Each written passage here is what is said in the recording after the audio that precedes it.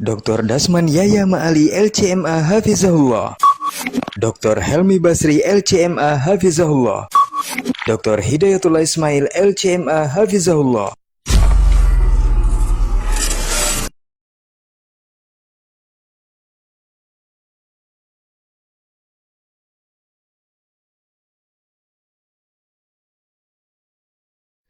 Majtama'a qaumun fi baitin min buyutillah yatluna kitaballah wa yatadarasunahu fima bainahum illa nazalat alaihimus sakinah wa ghasyiyatuhumur rahmah wa haffat bihimul malaikah wa dzakarahumullahu fiman indah. Tidaklah suatu kaum duduk di salah satu rumah Allah membaca ayat-ayat Allah dan sama-sama mempelajarinya kecuali turun kepada mereka as-sakinah, ketentraman dan kenyamanan. Wa ghasyiyatuhumur rahmah, dan mereka diliputi pula oleh rahmat, kasih sayang dari Allah Subhanahu wa taala. Wa haffat bihimul malaikah, dan mereka pun dikelilingi oleh para malaikat, karena malaikat suka majlis-majlis zikir dan ilmu. Wa dzakarahumullahu fiman indah, dan Allah akan banggakan sebut-sebut mereka di kalangan malaikat-malaikat yang ada di sisinya, di masyarakat atas. Mudah-mudahan kita termasuk yang sering disebut-sebut di sisi Allah di kalangan para malaikat, dan di akhir majelis ini mudah-mudahan kita pula mendapatkan seperti yang tersebut dalam hadis qudsi, qumu maghfuran lakum, silahkan berangkat meninggalkan majelis ini dalam keadaan diampuni dosa-dosa kalian.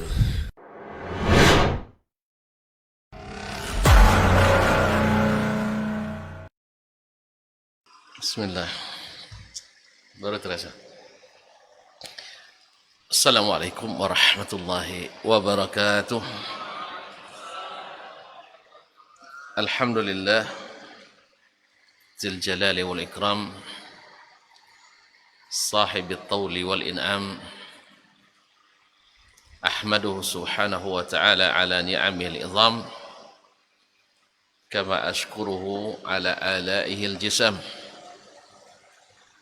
أشهد أن لا إله إلا الله وحده لا شريك له الملك العلام، وأشهد أن محمدا عبده ورسوله سيد الأنام، عليه أفضل الصلاة وأتم السلام، وعلى آل بيته السادة الأعلام وأصحابه البررة الكرام والتابعين لهم بإحسان ما تعاقبت الليالي والأيام.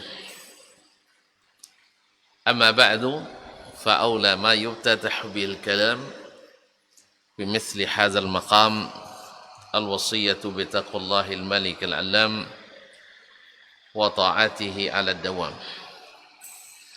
فإن تقوى الله أعلى نسب، وإن طاعته أغلى مكتسب.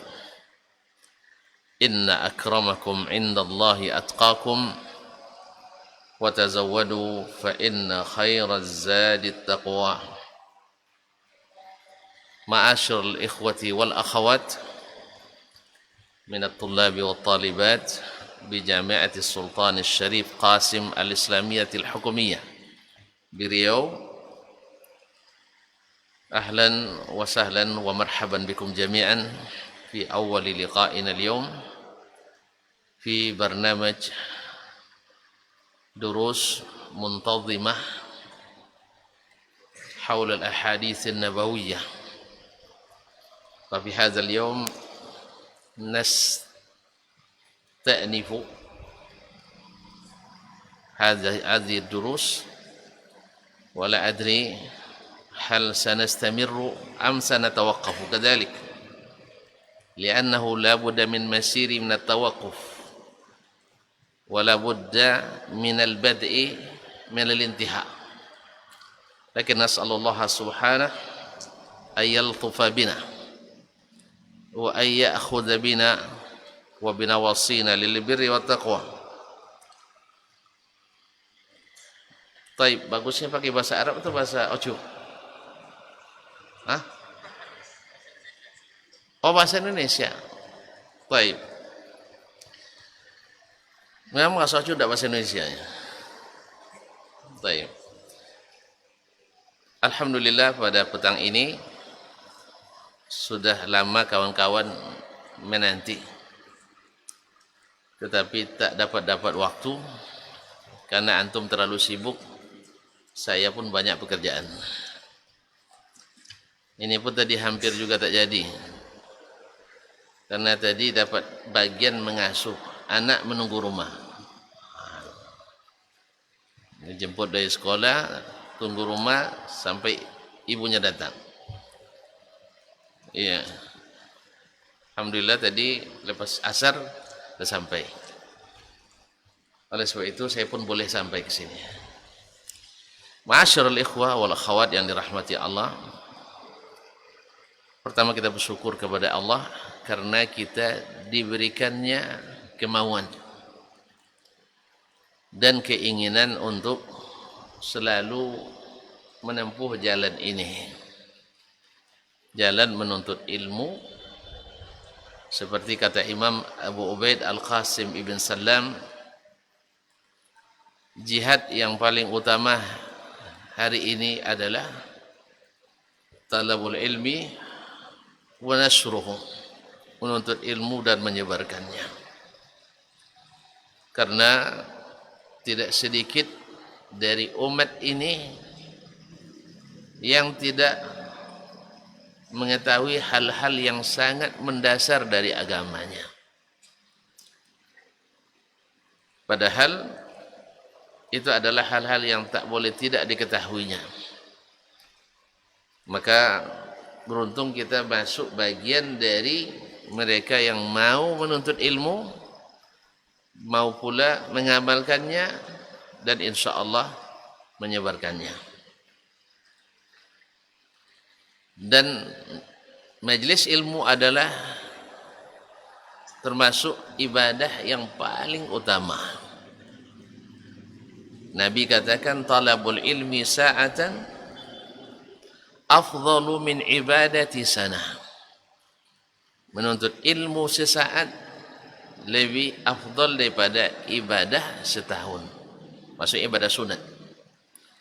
Salat sunat setahun, berzikir sunat setahun, atau sunatan masal setahun. Yang sunat-sunat ya. Menuntut ilmu sesaat ini lebih afdal daripada itu semua. Oleh itu kita jangan menunggu waktu luang atau kosong, tidak akan ada. Tapi kita jadikan di antara kesibukan kita adalah menuntut ilmu itu.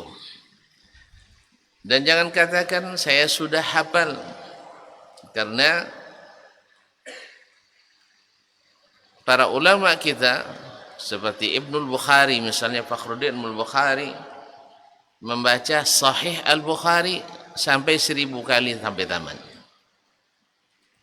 1000 kali sampai selesai.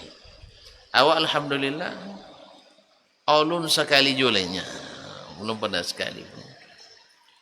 Jadi kalau tuan-tuan bosan karena hadis ini sudah sering diulang, berarti belum merasakan kenikmatan menuntut ilmu. Saya yakin kita masih tergolong orang yang lupa menuntut ilmu gara-gara makan. Kalau orang dulu lupa makan gara-gara menuntut ilmu. Kalau kita sebaliknya, lupa menuntut ilmu gara-gara makan atau gara-gara mencari makan. Oleh itu, bersyukur kita pada hari ini bisa berkumpul di sini. Insya Allah tidak lama-lama, asal anggukannya semakin dalam. Itu tanda kalian sudah paham. Saya pun harus paham. Nah, apalagi masjid ini terasa kelam. Mungkin lampu yang kurang atau sudah mulai turunnya malam. Awak yang berkulit hitam tambah hitam nampak jadinya. Tapi ada terang ya. Ini pandai pencahayaan nampaknya. Alhamdulillah. Kaum muslimin, kaum muslimat dirahmati Allah. Salawat dan salam kepada baginda Rasulullah sallallahu alaihi wasallam yang telah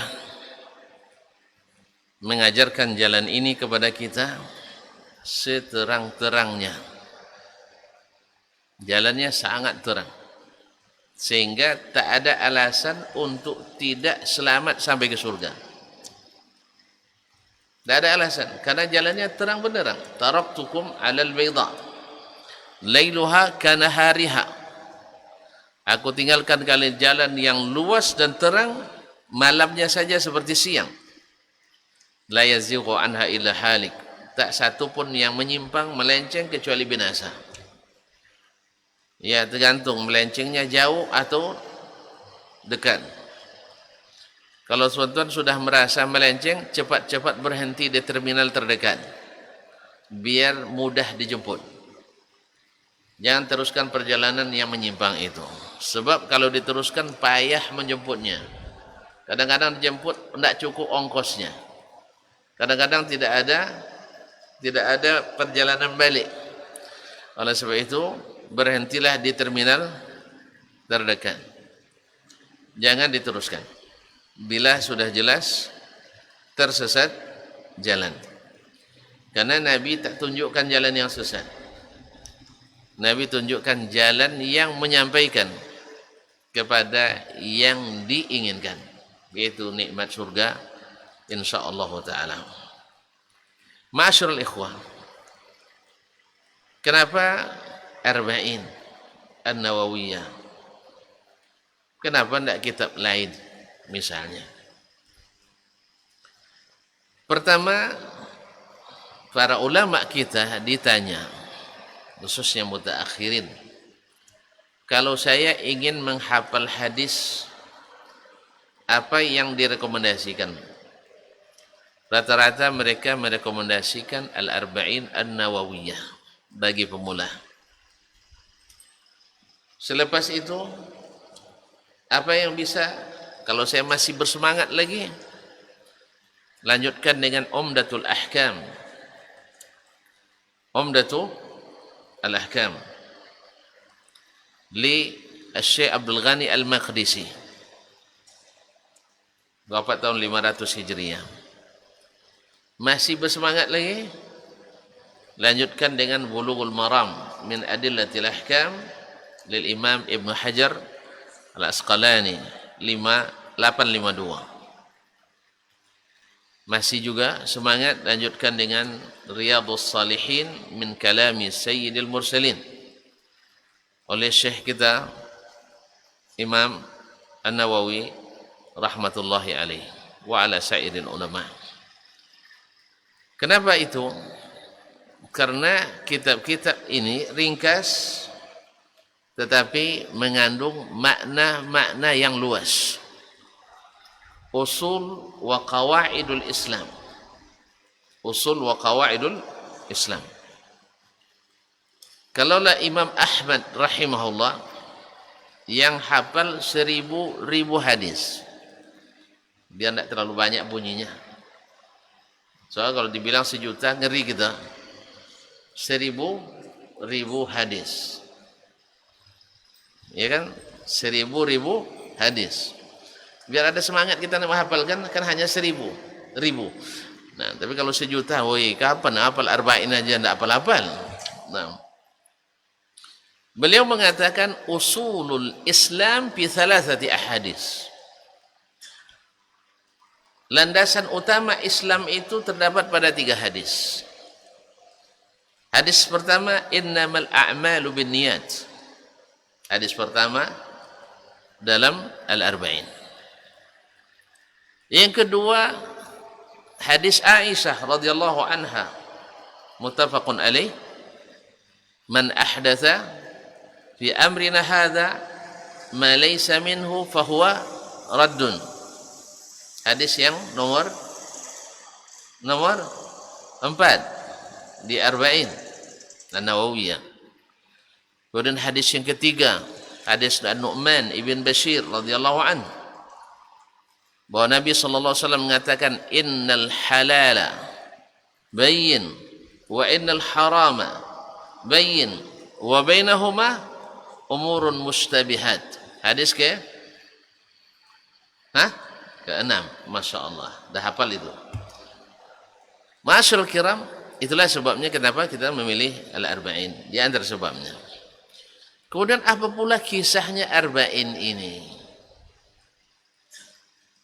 Apa kisahnya? Banyak ulama yang menulis kitab Al-Arba'in. Guru saya di Madinah, Syekh Abdullah Hasan Damfu, hafizahul maula, beliau menyebutkan lebih dari 80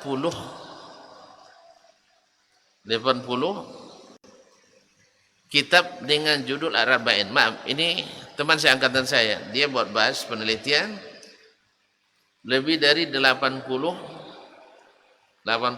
tulisan Arba'in. Itu masa kami kuliah. Sekarang tidak banyak lagi Arba'in lahir yang baru-baru.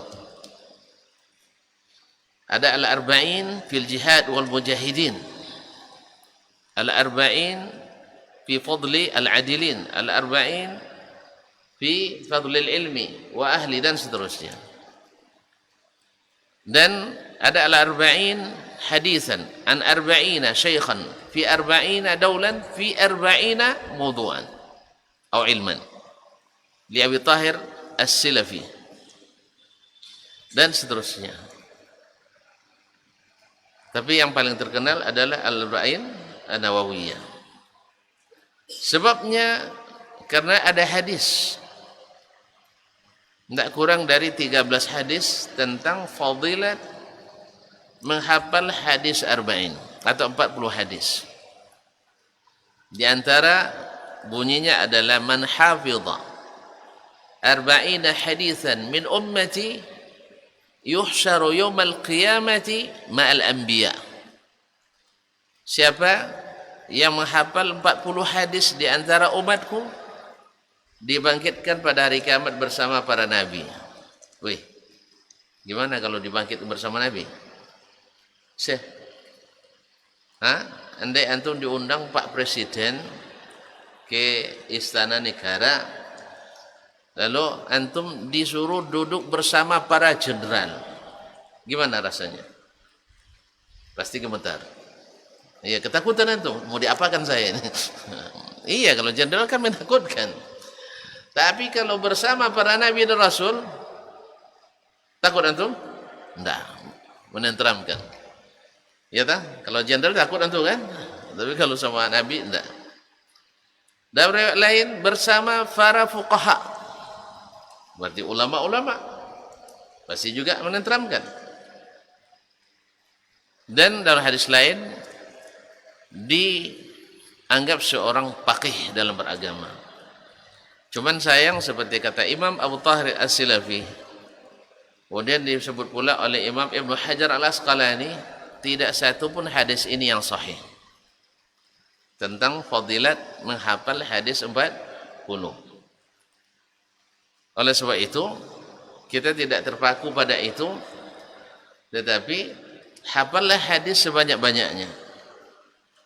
Karena kitab ini ditulis oleh seorang imam, Abu Zakaria Yahya bin Syaraf An-Nawawi rahimahullah ta'ala, maka kita pun menghafalkannya karena beliau menuliskannya dengan dasar ilmu yang mumpuni, sehingga kitabnya ini menjadi kitab yang laku sepanjang zaman, menjadi rujukan utama para penuntut ilmu, khususnya para pemula. Bahkan bukan hanya pemula, bahkan para asatidzah, para ulama juga sering menjadikannya sebagai buku panduan mereka dalam mengajarkan ilmu. Semoga Allah merahmati Imam An-Nawawi dan para ulama kita semuanya. Tentang penulis, beliau adalah Yahya ibn Abu Zakaria Yahya ibn Syaraf An-Nawawi, berasal dari daerah Nawa, di daerah tenggaranya Damaskus, lebih kurang berjarak 80 km dari ibu kota Suriah sekarang. Beliau wafat 676, dikurang 40, 676 kurang 40.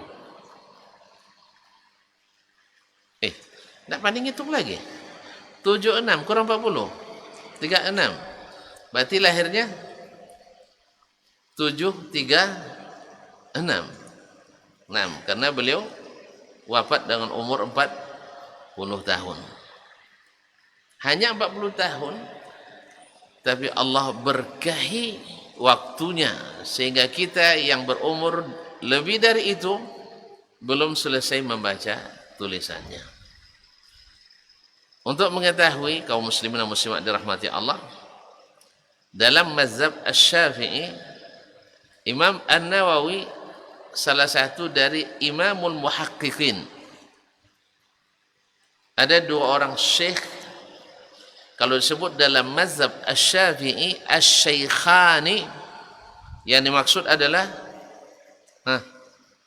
kalau disebut hakaza qala Asy-Syaikhani, dua orang syekh mengatakan, maksudnya siapa? Salah satunya adalah Al-Imam An-Nawawi dan yang lainnya adalah Imam Abdul Karim Al-Rafi'i, sahibu kitab Fathul Aziz, syarhu Kitabil Wajiz. Al-Wajiz siapa penulisnya? Siapa? Al-Imam An-Ghazali. Nah, ma'asyarul kiram dirahmati Allah Subhanahu wa taala. Nah, dua orang ini Ar-Rafi'i dengan An-Nawawi, dua orang syekh mazhab Syafi'i. Bila mereka sepakat berdua, fahuwal mazhab. Itulah mazhab yang mu'tamad. Wa idza ikhtalafa, bila keduanya berselisih, berbeda pendapat, maka para ulama mazhab Syafi'i mengatakan fal qaulun Nawawi huwal mazhab. Maka perkataan Imam An-Nawawi itulah yang mu'tamad dalam mazhab Asy-Syafi'i rahmatullahi alaihi. Ini singkatnya tentang Imam An-Nawawi rahimahullah ta'ala. Beliau subhanallah diberikan oleh Allah kecerdasan yang luar biasa, tetapi tidak mengandalkan kecerdasan, tetapi juga berusaha sekeras dan sekuat tenaga. Beliau kuliah, kalau bahasa kita kuliah, belajar 12 mata kuliah dalam sehari. Awak 12 mata kuliah dalam sebulan. Itu pun sudah angkat tangan. Ya dah? Kan 24 SKS. Sah? Satu semester. Beliau tidak setiap hari belajar 12 mata kuliah. Awak belajar jam 7 sampai 8.40 satu sesi. Lepas itu belajar 8.45 sampai 10.25. Nah, habis itu nanti jam 1 masuk lagi. Nah, gitu ya. 4. Ada 4 materi sehari? Tak ada nampaknya. Paling 2. Habis itu nak busukan dada pula saya Imam Nawawi. Saya SAG. Saya sarjana apa? Alam gaib. Imam An-Nawawi tidak sarjana, keluaran masjid. Makanya membawa ilmu nikah kembali ke masjid. Luar biasa kaum muslimin. Sampai hari ini ulama yang mumpuni tidak ada yang keluaran semata-mata ya, semata-mata keluaran perkuliahan, tidak. Tapi rata-rata dari mereka yang besar-besar itu produk masjid. Makanya kalian ini sangat bagus sekali menghidupkan masjid ini dengan majelis ilmu. Ya, dengan majelis ilmu. Sebanyak-banyaknya. Karena para ulama kita yang besar-besar itu lahir dari masjid. Subhanallah. Sampai hari ini. Ya, di antara guru-guru kami yang tersebut terkenal di dunia internasional, mereka walaupun bergelar profesor doktor, tetapi ilmu yang asal, yang dasar utama adalah belajar di Masjidil Haram atau Masjid Nabawi atau masjid-masjid lainnya. Tapi dengan catatan belajar ilmu dari kitab ulama. Tapi kalau belajar dari makalah tentu banyak masalah. Ya. Jadi bukan dari makalah, bukan produk internet, Mbah Google atau Kak Gel. Nah, tapi adalah dari kitabnya para ulama. Dan ini insyaallah kita belajar dari kitab Imam An-Nawawi rahimahullah ta'ala.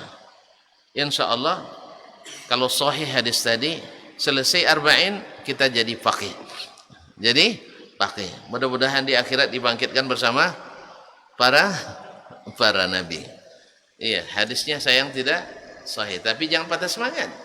Karena menghafal hadis, mempelajari hadis, mengamalkan hadis, hadisnya semuanya mutawatir. Hadisnya mutawatir. Cuman fadilat arba'in ini yang tidak sahih. Tapi kalau menghafalkan hadis, alhamdulillah. Naddarallahu imra'an sami'a minna haditsan thumma addahu kama sami' farubba muballaghin aw 'amin sami' aw farubba faqihin ghairu faqih aw farubba hamili fiqhin ila man huwa afqahu minhu ila akhiri hadhil alfaz. Baik kaum muslimin, para ikhwah yang dirahmati Allah Subhanahu wa taala, subhanallah.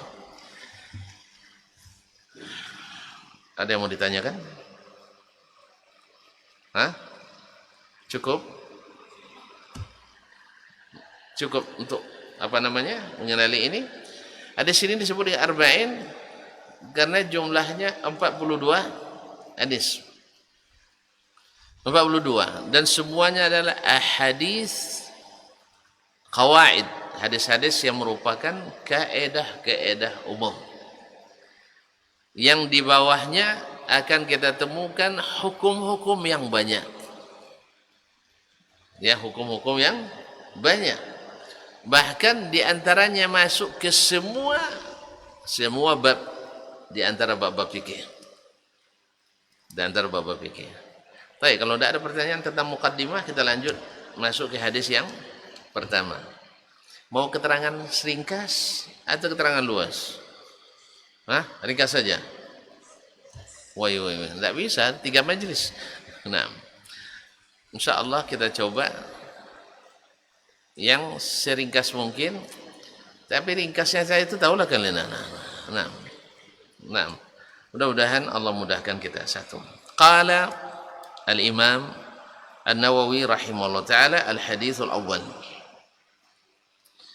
An Amirul Mu'minin Umar bin Al-Khattab radhiyallahu ta'ala anhu qala sami'tu Rasulullah sallallahu alaihi wasallam yaqul innamal a'malu binniyat wa innama likulli imri'in ma nawa faman kanat hijratuhu ila Allah wa rasulih fahijratuhu ila Allah wa rasulih wa man kanat hijratuhu lidunya yusibuha aw imra'atin yankihuha fahijratuhu ila ma hajara ilaih. Rawahu Imam al-Muhadditsin Abu Abdullah Muhammad ibn Ismail ibn Ibrahim ibn Mughirah ibn Bardizbah al-Bukhari al-Ju'fi Abu al-Husain Muslim ibn al-Hajjaj al-Qushairi an-Nisaburi fi sahihayhima allazaini huma asahhul al-kutubi al-musannafah. Ma'asyiral ikhwati wal akhawat yang dirahmati Allah SWT, yang hadir ataupun yang menyaksikan melalui media dimanapun berada, An Amirul Mu'minin. Ini Imam An-Nawawi rahimahullah, di samping makna hadis, beliau juga memilih perawinya. Subhanallah, bertepatan di sini. Yang pertama bergelar Amirul Mukminin, di antara khalifah-khalifah adalah Umar ibn Khattab radhiyallahu anhu. Amirul Mukminin. Sebelumnya Abu Bakar bergelar Khalifatu Rasulillah.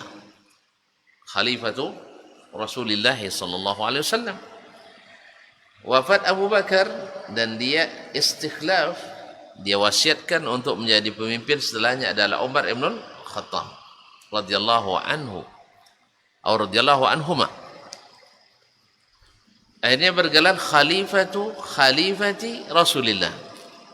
Khalifati Rasulillah. Dan mulai semakin panjang. Maka Umar radhiyallahu anhu berijtihad, dan Umar rata-rata diberikan taufik oleh Allah, selalu ijtihadnya sesuai dengan syariat. Berapa banyak wahyu yang turun yang asalnya adalah ijtihad Umar ibn Khattab radhiyallahu anhu. Tapi tolong dipahami, tidak seperti yang dipahami oleh orang-orang yang tidak paham, bahwasanya Al-Quran turun mengikuti keinginan kita, mengikuti budaya dan kearifan lokal Arab. Jelas? Karena tidak semua yang diinginkan oleh sahabat lalu diturunkan ayat yang sepakat. Jelas? Dan tidak semua budaya Arab ditetapkan sebagai bagian dari syariat. Oleh sebab itu adalah kekeliruan besar dan kesesatan nyata ketika menjadikan Al-Quran dan hadis tunduk pada kebudayaan. Atau dengan kata lain, Islam adalah produk budaya. Sebab Nabi SAW diperangi di awal dakwah karena bertentangan dengan kearifan lokal yang ada di masyarakat jahiliyah. Makanya hari ini dakwah pun pasti ditentang bila tidak sesuai dengan kebiasaan lokal masyarakat yang sebut jahiliyah. Marah orang, masyarakat yang tidak berilmu, sehingga penentangan pun terjadi sama dengan zaman dulu.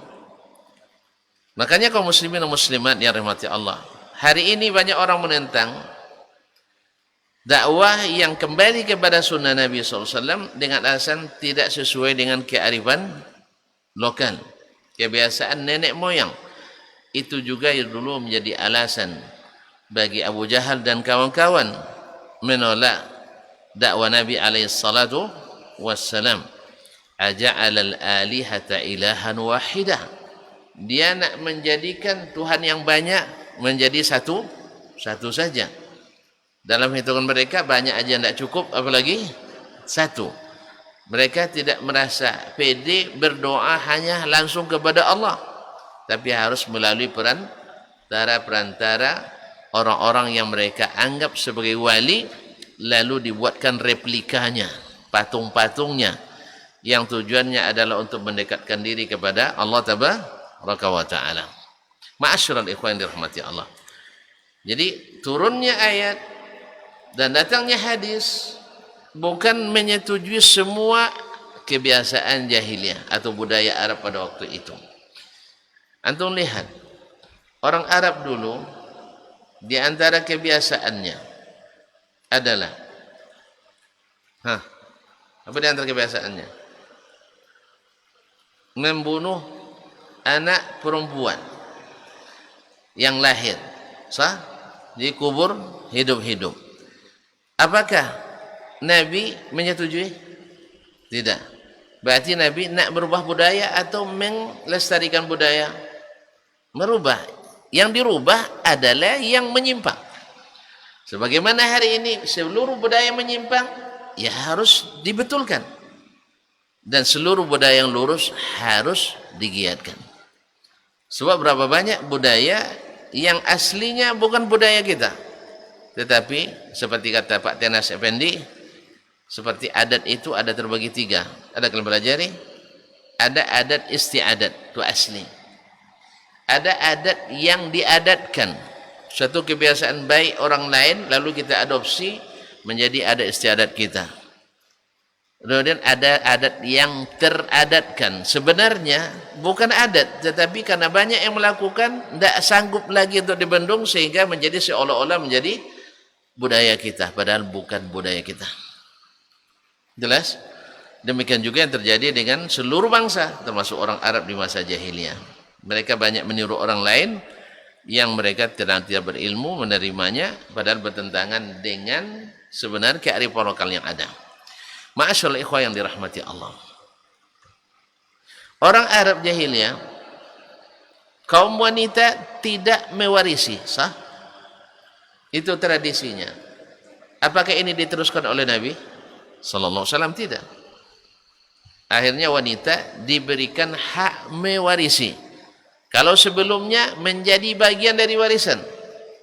Saya, andainya ayah saya punya istri 5, di masa jahiliyah kan boleh 5, boleh 10, sah? Ini tradisi jahiliyah. Istri tidak ada batasnya. Lalu Nabi rubah.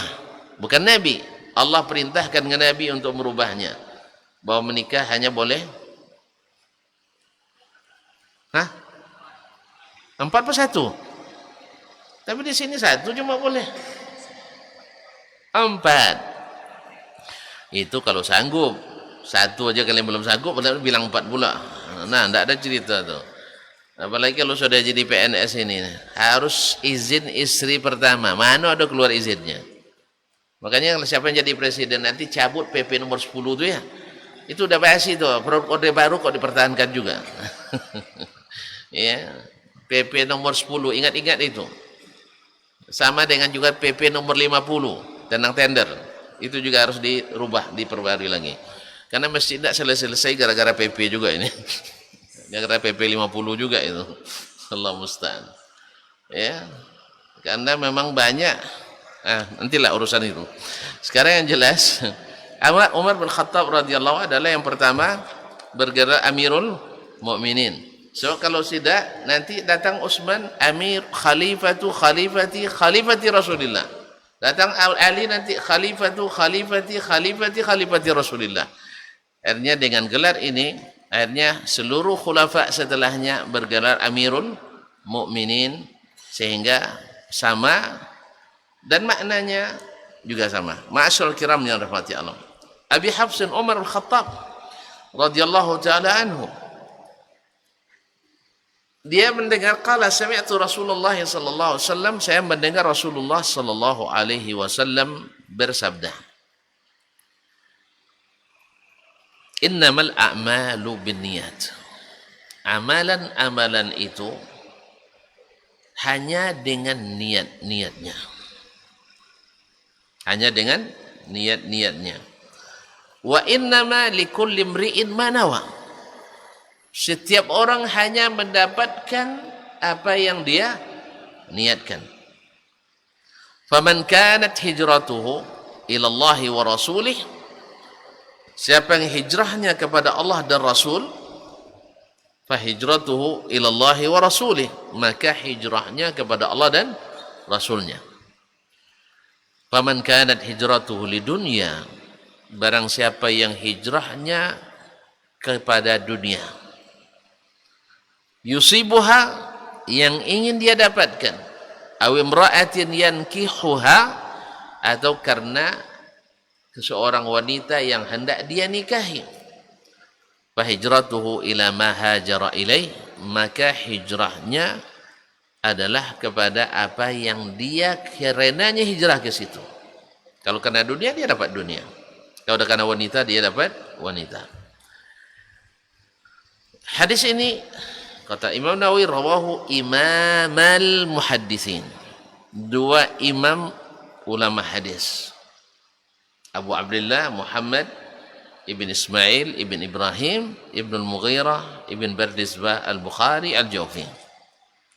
Yang kedua Imam Abu Husain Muslim ibn al-Hajjaj al-Qushairi an-Nisaburi, di dalam 2 kitab yang mendapat predikat asahhul kutubil musannafah, kitab yang paling sahih yang ditulis oleh umat manusia.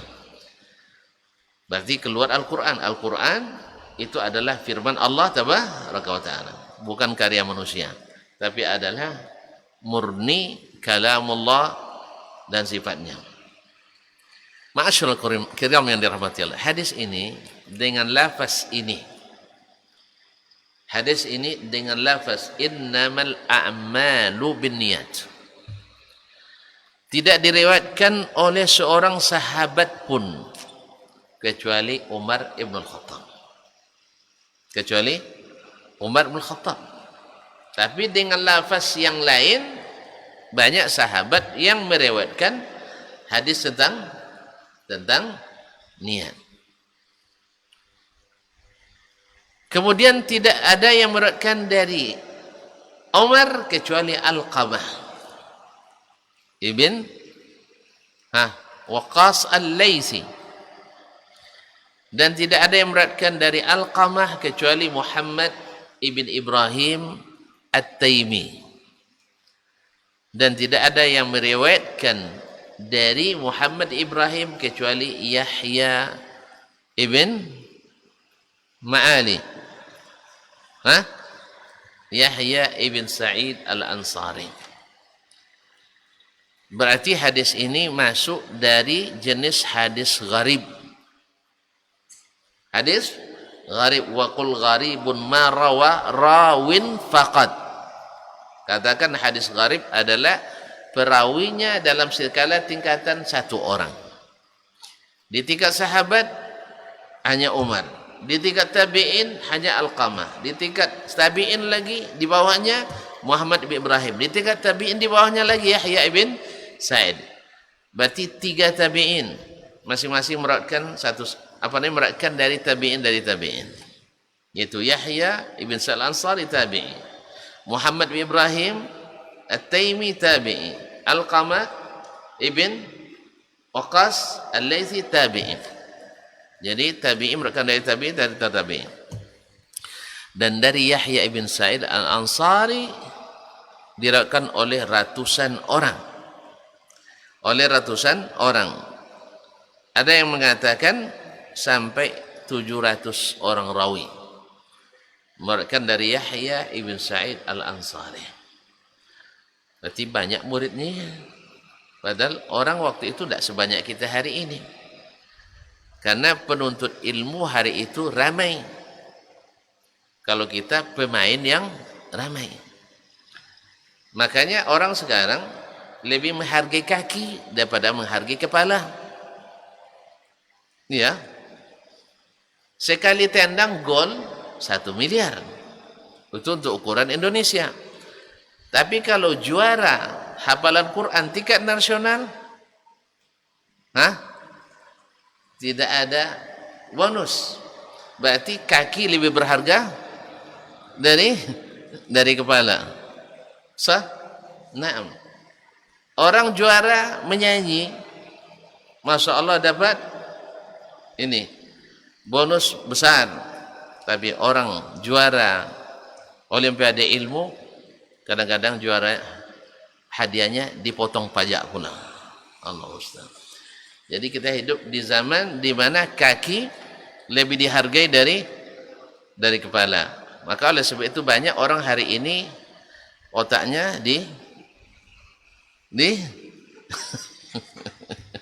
kan itu yang bilang otak itu mana? Ya, kan khilaf para ulama tu ya, para ahli.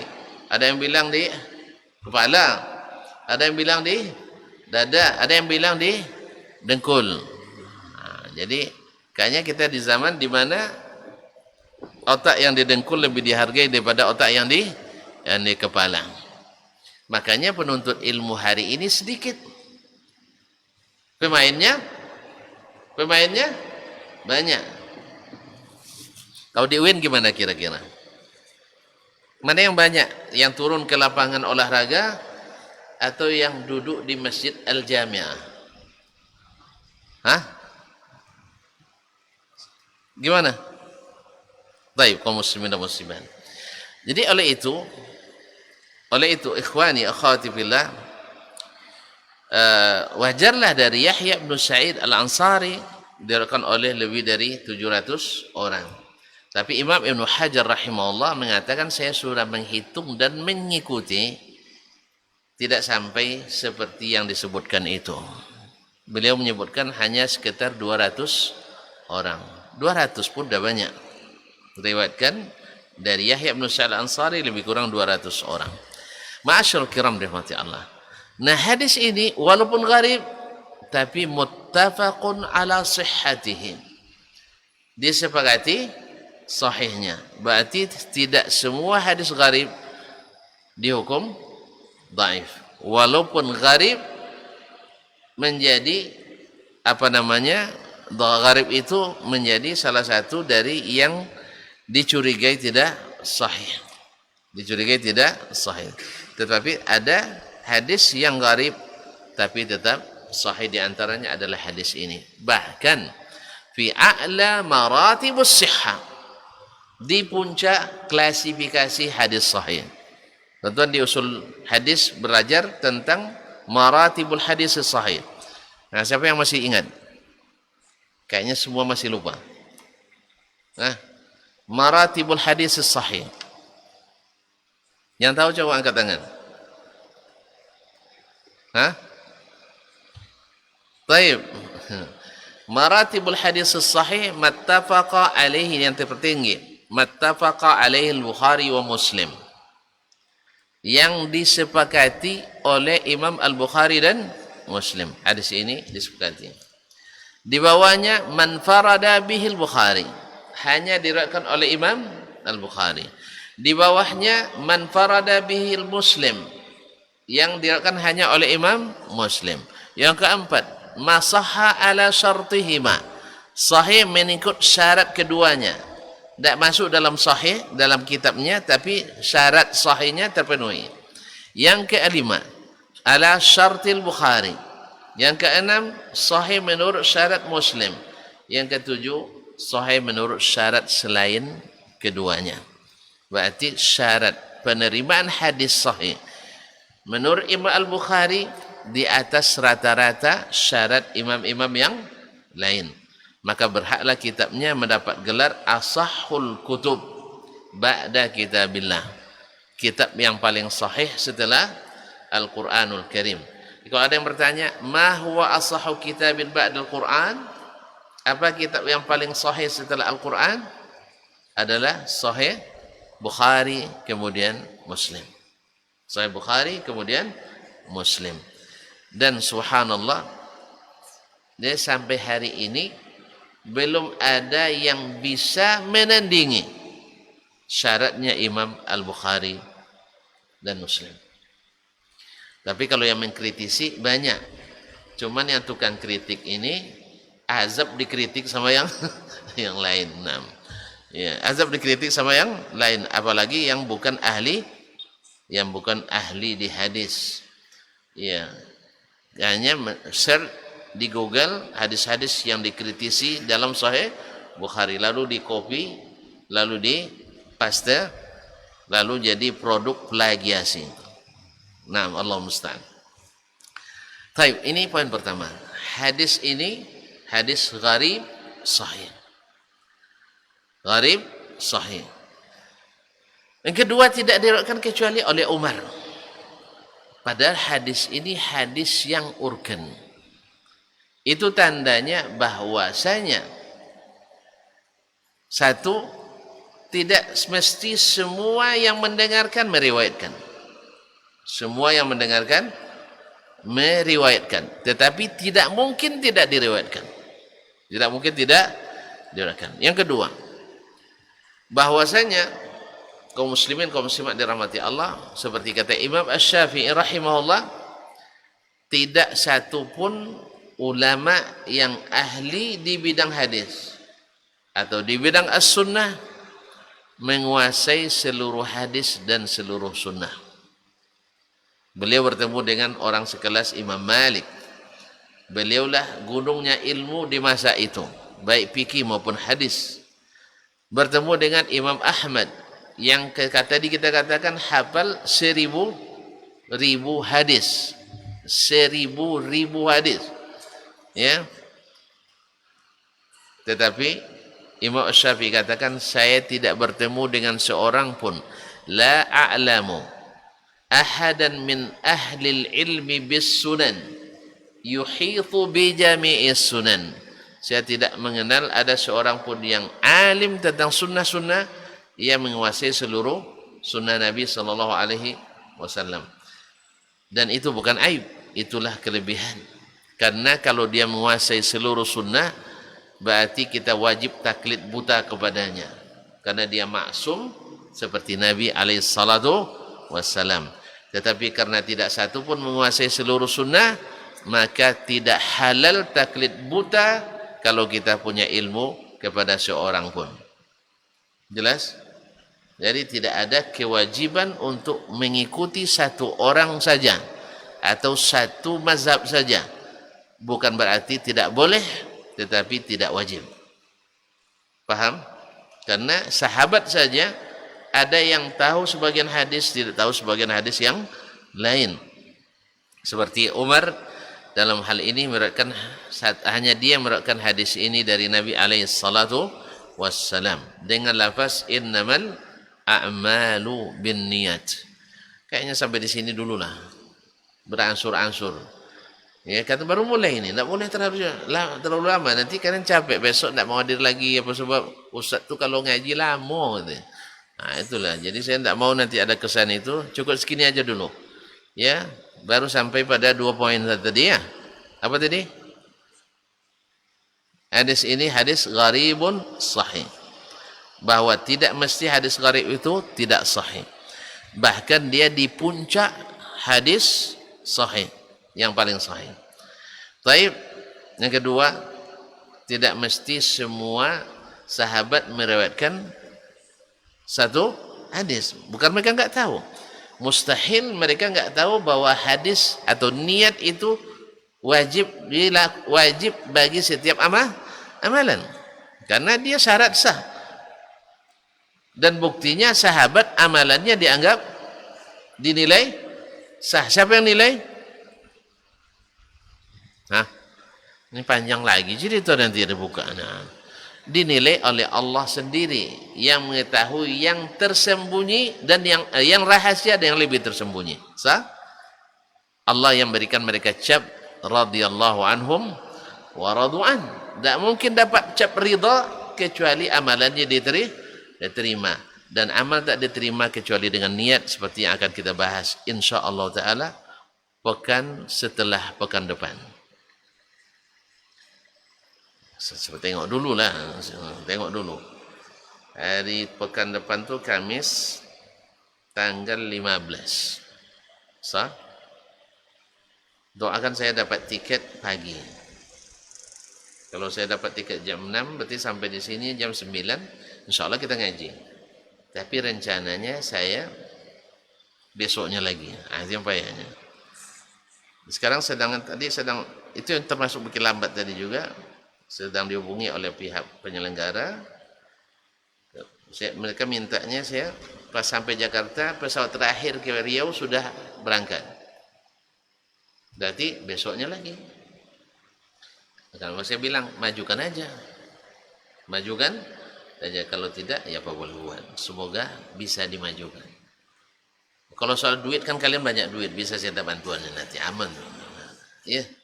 Kaum muslimin muslimat dirahmati Allah SWT. Yalah, nanti kita lihat, kita saling ini aja nanti, saling berkomunikasi ya Ustaz ya. Nah, kalau Ustaz dah sampai siang ke sini, insyaallah sorenya kita ya. Saya tidak semanhat dengan kawan saya kalau sudah musafir jauh tuh istirahatnya 3 hari 3 malam. Kalau saya insyaallah cukup 30 menit istirahat, insyaallah sudah segar kembali. Bismillah. Tapi dengan catatan makan tak boleh kurang. Nah, ya, tidur boleh tapi makan tak boleh. Nah. Ya. Jelas? Jadi kalau kalian jadi panitia nanti siapkan makannya. Ini dah ada makan. Enggak. Saya bergurau saja. Nah. Baik. Nggak usah kita lanjutkan ya. Kalau kita lanjut nanti sampai jam 6 kajian di sana tak jadi. Ya, yang kedua tadilah. Kalian nanti akhirnya losi. Tahu losi? Ya, tak mau lagi datang. Apa sebab? Ustaz tu ngaji lama sekali. Panjang sekali. Ya kan? Yang kedua, ambil 2 poin ini dulu, mudah dihafalkan, besok kita tambah lagi dengan yang lain. Ini kalau sudah masuk ke bab hukum nanti, apalagi di antara kalian mungkin ada yang tidak siap mendengarkan sebagian yang akan saya sampaikan. Hah? Nah, makanya perlu penyegaran dulu, jangan langsung-langsung. Nanti Pak, jelas? ada hal-hal yang nanti mungkin berkaitan dengan ini antum tak terbiasa. Mungkin kalau saya langsung hari ini, woi, bisa-bisa besok ndak ngaji lagi. Pokoknya awak disinggung Ustaz katanya. Ya, banyak orang, istilah orang-orang tua-tua dulu, bahasa singgung belek kita dibuatnya. Tuh belek, belek tahu, kaleng kerupuk. Kaleng untuk nyimpan kerupuk itu belek namanya. Orang tua-tua dulu pakai belek itu, pakai kaleng itu untuk nyimpan makanan. Kalau tersinggung, bunyi dia. Makanya diibaratkan kalau Ustaz ngaji bikin orang tersinggung belek. Maka saya bilang sama orang tua kampung tuh, besok kalau ngaji jangan bawa belek. Supaya tidak tersinggung. Ngaji itu bawa hati yang bersih. Niat yang ikhlas, tulus, insya Allah tak ada yang tersinggung. Terima kasih, sudah mohon maaf. Ya, kita berpisah untuk sementara waktu. Jangan risau, aku akan segera kembali. Nah, terima kasih. Wallahu ta'ala alam. Wa sallallahu ala nabiyyina Muhammad wa sallam. Wa subhanakallah bihamdik. Asyhadu an la ilaha illa anta astaghfiruka wa atubu ilaik. Wassalamualaikum warahmatullahi wabarakatuh. Dr. Dasman Yaya Ma'ali LCMA Hafizahullah, Dr. Helmi Basri LCMA Hafizahullah, Dr. Hidayatullah Ismail LCMA Hafizahullah.